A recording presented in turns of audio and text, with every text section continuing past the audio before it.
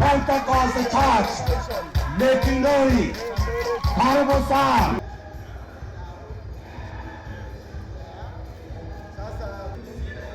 Sawa, hakuna shortcut ya State House.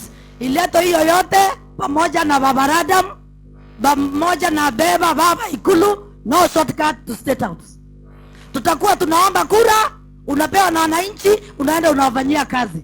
There can never be any other greater impunity in this country than what we are seeing from the leaders of this country.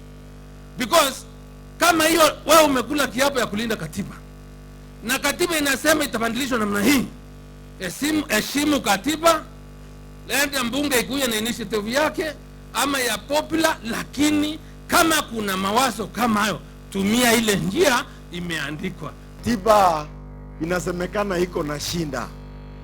Ile shinda katiba iko naye ni shinda ya wananchi ama ni shinda ya kibinafsi? Wananchi have the final say. Wananchi ndio wataamua mwisho, na wananchi wanajua ni nini kinawafaa na ni nini hakiwafai. So tuachane na story mingi. Saa hizi ni tufanye kazi. Wananchi wanataka barabara, maji, sitima, watoto wasome, vijana wapate kazi, tubadilishe Kenya.